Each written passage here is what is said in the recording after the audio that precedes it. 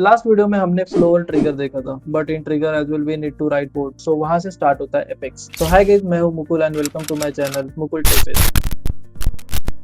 I have total 7+ years of experience in sales development और इस channel पर मैं आपके साथ interview based learning series share कर रहा हूँ। तो चलिए देखते हैं आज का टॉपिक। एपेक्स सेल्सफोर्स की प्रोग्रामिंग लैंग्वेज है, मतलब जब आपको कस्टम बिजनेस लॉजिक लिखना हो तब एपेक्स यूज होता है। अगर सिंपल एग्जांपल ले, मान लीजिए कंपनी में रिक्वायरमेंट है कि जब भी लीड कन्वर्जन हो तो सिस्टम में ऑटोमेटिकली रिलेटेड कैलकुलेशन परफॉर्म करे, मल्टीपल रिकॉर्ड अपडेट करना है या फिर कस्टम वैलिडेशन अप्लाई करने हैं। तो ये सब हर बार फ्लो से इफिशिएंटली पॉसिबल नहीं होता और यहाँ एपेक्स का रोल स्टार्ट होता है और मेनली बैकएंड लॉजिक के लिए यूज होता है, जैसे कि trigger, batch job, integration, custom API और असिंक प्रोसेसिंग। सो एक इंपॉर्टेंट पॉइंट समझिए, एपेक्स नॉर्मल प्रोग्रामिंग लैंग्वेज जैसे लगता है लेकिन सेल्सफोर्स एनवायरनमेंट में रन होता है, इसीलिए गवर्नर लिमिट का कंसेप्ट बहुत इंपॉर्टेंट है। मतलब आप अनलिमिटेड रिसोर्सेज यूज नहीं कर सकते। एपेक्स का रियल फोकस सिर्फ कोड लिखना नहीं होता, बल्कि write scalable logic, optimise processing और मेंटेनेबिलिटी डिजाइन बनाना, ये ज्यादा इंपॉर्टेंट होता है। अब देखते हैं इंटरव्यू में कैसे क्वेश्चन पूछे जाते हैं।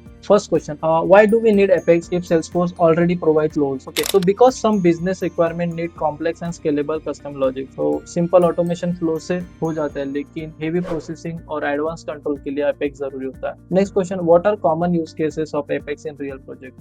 Like trigger, integration, batch processing and custom business logic. Real project में Apex mostly backend automation और integration के लिए use होता है। Next question, why are governor limits important in Apex? Because Salesforce is multi-tenant platform and resources are shared. So अगर आपको कोई limit follow नहीं की तो कोड फेल हो सकता है। हमने देखा था हमारे स्टार्टिंग के वीडियोस में कि why Salesforce have governor limits.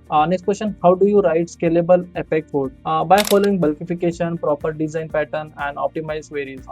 Like real project code हमेशा बल्क और सेफ रियूजेबल होना चाहिए, मतलब हर बार आपका जो कोड लिखा हुआ है वो रियूजेबल फॉर्मेट में लिखा होना जरूरी है। एक इंपॉर्टेंट इंसाइट, इंटरव्यू में सिर्फ सिंटैक्स नहीं पूछा जाता, बल्कि ये चेक होता है कि आप रियल प्रोजेक्ट थिंकिंग के साथ कोड अप्रोच करते हैं या नहीं। तो इसीलिए मैंने लास्ट वीडियो में भी बोला था कि कुछ ऐसे सिनेरियो चैट जीपीटी या गूगल से निकाल के खुद प्रैक्टिस करिए ट्रिगर से। सो इससे आपका जो अप्रोच है वो काफी पॉलिश होते जाएगा। तो आज के लिए इतना ही। अगर आपको ये फॉर्मेट यूजफुल लग रहा है तो चैनल को सब्सक्राइब करना ना भूले और मिलते हैं नेक्स्ट वीडियो में। तब तक के लिए all the best and thank you.